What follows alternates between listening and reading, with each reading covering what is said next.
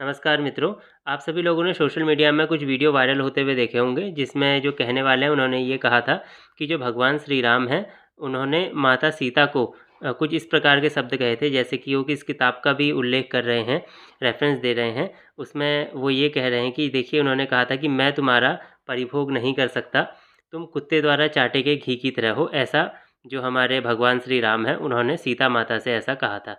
ऐसा बहुत सारे लोग कह रहे हैं।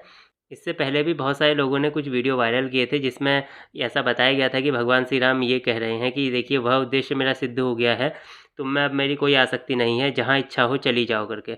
ऐसा भी भगवान श्री राम ने कहा है। ऐसा बहुत सारे लोग वीडियो बना के शेयर कर रहे हैं। तो मैं आज आपको इसी की सच्चाई बताने जा रहा हूँ कि क्या ऐसा सच में कहा भी गया था, और कहा गया था तो किस रेफ़रेंस में कहा गया था। देखिए, सबसे पहली बात, अगर कोई पूछे कि कहा गया था क्या ऐसा, तो मैं बोलूँगा हाँ जी, कहा गया था। दोनों बातें यहाँ पे जो कही गई हैं वो सही हैं, लेकिन किस रेफ़रेंस में कही गई हैं, किस चीज़ को ध्यान में रखते हुए कही गई हैं, वो इस बारे में कोई भी आदमी डिस्कस नहीं करता।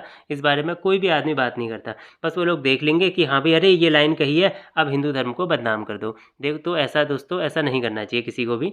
जो बात कही गई है उसके बारे में आप पूरा पूरा खोजिए, उस बात को पूरा खगालिए कि क्यों कहा गया ऐसी बात। तभी यहाँ पे एक हेल्दी डिस्कशन हो सकता है, एक स्पष्ट डिस्कशन हो सकता है। मैं पूरा आपको बताऊँगा कि ऐसा भगवान श्री राम ने क्यों कहा। देखिए, इससे सबसे पहले ही बात आती है यहाँ पे कि जब भगवान श्री राम ने रावण को मार दिया था, जब माता सीता को अशोक वाटिका से लाया गया, अशोक वाटिका से आने के बाद जैसी माता सीता तेज़ी से भाग के भगवान श्री राम के पास आने लगी, तो भगवान श्री राम ने आगे आने से मना कर दिया।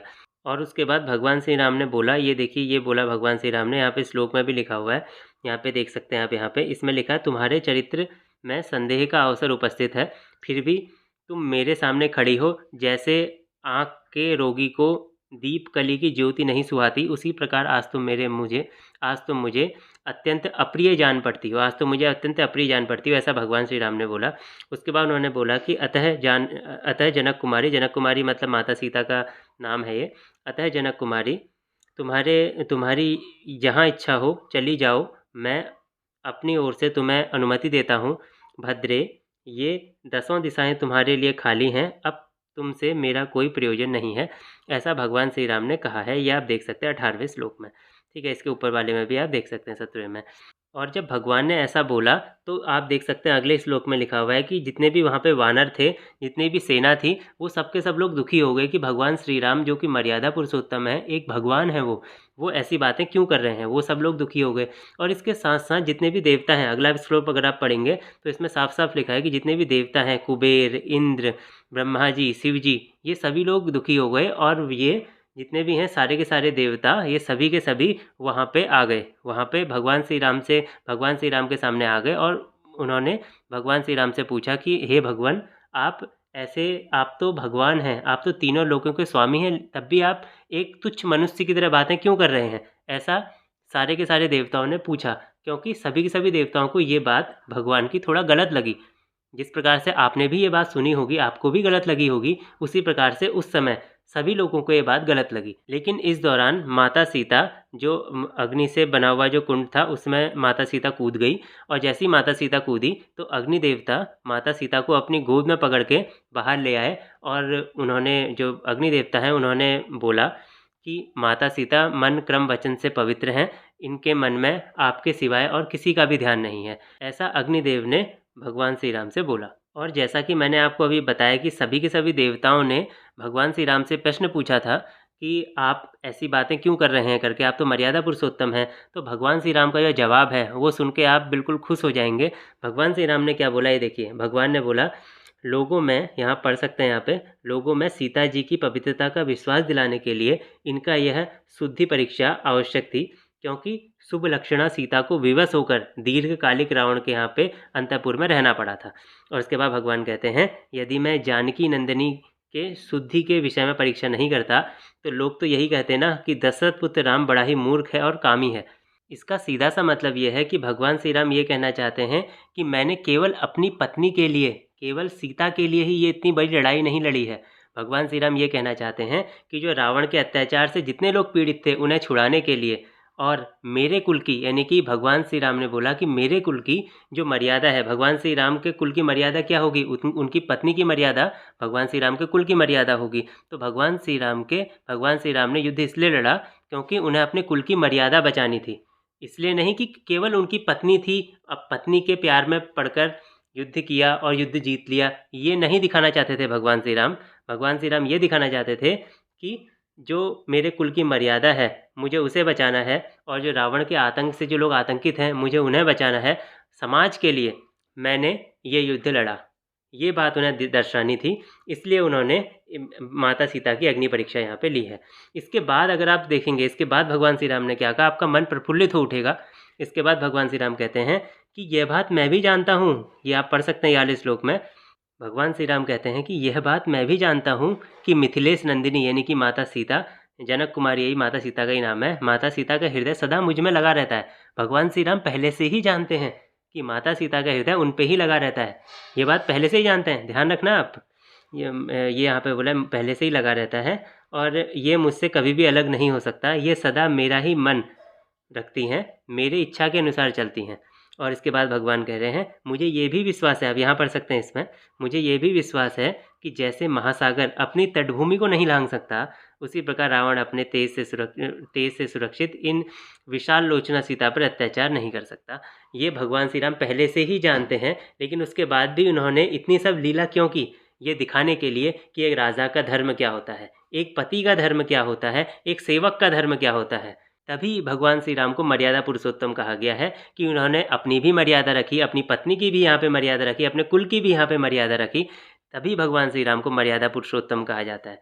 और जो लोग कह रहे हैं कि अरे ये क्या कह दिया, ये क्या कह दिया, तो उन लोगों से मेरा सीधा सा विनम्र निवेदन है कि आप एक बार पूरे जो श्लोक हैं उसके आगे पीछे जो श्लोक हैं उनकी भी पढ़िए। आजकल हिंदी में भी उपलब्ध रहता है, तो आप आराम से पढ़ सकते हैं। अब बात आती है कि जब भगवान श्री राम ने ये कहा था, जब मैंने आपको पहले दिखाया था यहाँ पे, ये देखिए, ये यहाँ पे मैं दिखा देता हूँ आपको दोबारा से।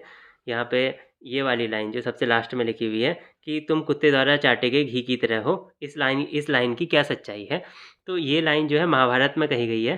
अब आप सोचेंगे महाभारत में कैसे कही गई है? तो महाभारत में एक प्रसंग था, मैं आपको शॉर्ट में बता देता हूँ संक्षेप में।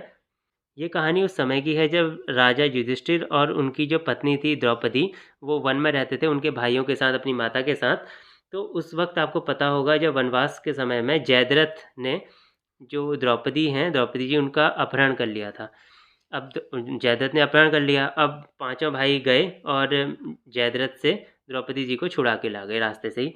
तो उसके बाद एक दिन युधिष्ठिर जी संतों के साथ बैठे और उन्होंने पूछा कि मेरे साथ ही इतना बुरा क्यों हो रहा है, और जो द्रौपदी जी हैं इनके साथ ही इतना बुरा क्यों हो रहा है, जबकि ये तो आग से उत्पन्न हुई हैं, ये नॉर्मल जन्म से भी उत्पन्न, जन्म नहीं हुआ इनका, ये आग से उत्पन्न हुई हैं, यज्ञ से उत्पन्न हुई हैं, तब भी इनके साथ इतना बुरा क्यों हुआ करके।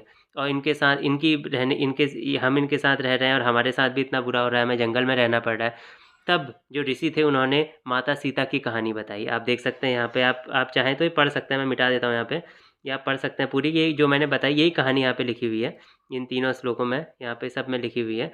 तो जो जो हमारे ऋषि जो वहाँ पे बैठे हुए थे संत, उन्होंने माता सीता की कहानी बताई। उन्होंने ये कहा कि आपको तो बहुत ही कम यातनाएं मिल रही हैं, आपके साथ तो बहुत ही कम हुआ है।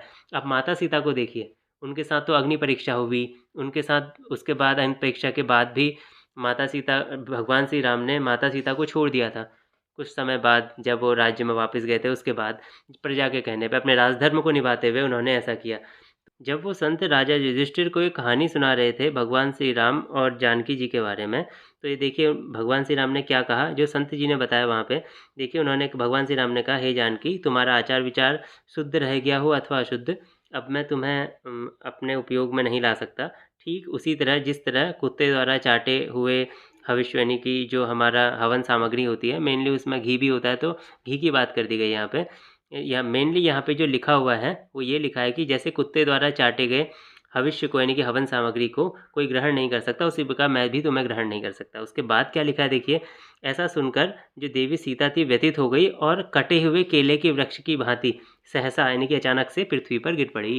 यहाँ पे जो ये बातें कही गई है ना, ये सब बातें जो मैंने आपको पहले बता दी हैं वही बातें हैं, लेकिन यहाँ पे अलंकार का प्रयोग किया गया। अगर आपने हिंदी पढ़ी होगी तो अलंकार देखिए, जैसे यहाँ पे लिखा है, सहसा कठोर वचन सुनकर देवी सीता व्यथित होकर कटे हुए केले के वृक्ष की भांति सहसा पृथ्वी पर गिर पड़ी। अब आप खुद ही सोचो कि माता सीता क्या कटे हुए पेड़ की तरह नीचे गिरी होंगी क्या? नहीं, एक कंपैरिज़न किया गया ना, कटा हुआ केले का पेड़ क्या करता है, अचानक से फिसल के नीचे गिर जाता है, कट के। ऐसी माता सीता को तो काटा नहीं गया होगा ना, अचानक से नीचे गिरने को ही हम बोलते हैं कटे हुए केले की तरह नीचे गिर जाना, ठीक है? कहते हैं ना ऐसा, मतलब ये अलंकार है, अलंकार आप समझिए हिंदी में, अलंकार जो होता है ये अलंकार का वर्णन किया गया। ऐसे ही ऊपर वाली लाइन के बारे में भी कहा गया है, ये सीधे अलंकार है, हिंदी में आप सिंपल अलंकार पढ़ेंगे तो वही यहाँ पे ये बात कही गई है, उसी प्रकार से ये बात यहाँ पे कही गई है, ठीक है? इसमें ऐसा कोई रोल नहीं है कि भगवान श्री राम ने कुछ इस तरीके से कहा है, यहाँ पे सीधे मैंने आपको पहले पूरा बता दिया कि भगवान श्री राम ने ऐसा क्यों कहा। वही चीज़ें यहाँ पे भी हैं, महाभारत में कोई अलग से तो आएगा नहीं, आएगा त्रेता युग का ही आएगा, तो यही सेम टू सेम बात है। तो इसमें इतना हो हल्ला मचा देना कि अरे भगवान श्री राम ने ऐसा कर दिया, वैसा कर दिया, तो ये बात पूरी तरह से गलत है। ये जो मैंने आपको पूरा डिस्कशन बता दिया, आपको आपके मन में जो भी डाउट आ रहे होंगे, जो भी विचार आ रहे होंगे, वो मैंने आपको यहाँ पे बता दिए। आपको अगर वीडियो अच्छा लगा है तो आप वीडियो को शेयर कर सकते हैं। ये वीडियो आप उन लोगों के साथ शेयर कीजिएगा जो हिंदू धर्म को बदनाम करने की कोशिश करते रहते हैं और अपने ऊल-जलूल तर्क देते रहते हैं, ठीक है? अगर आपको भी अगर ऐसा लगता है कि यहाँ पे क्या होना चाहिए, किसी एक पर्टिकुलर जगह पे आपको डाउट हो रहा है, आपको समझ नहीं आ रहा कि क्या ये बात सही है, गलत है, तो आप हमें कमेंट बॉक्स में कमेंट लिख के बता सकते हैं। चलिए, ऐसी वीडियोज़ देखने के लिए आप चैनल को सब्सक्राइब कर लीजिए, बेल आइकन दबा दीजिए, वीडियो को लाइक कर दीजिए। धन्यवाद।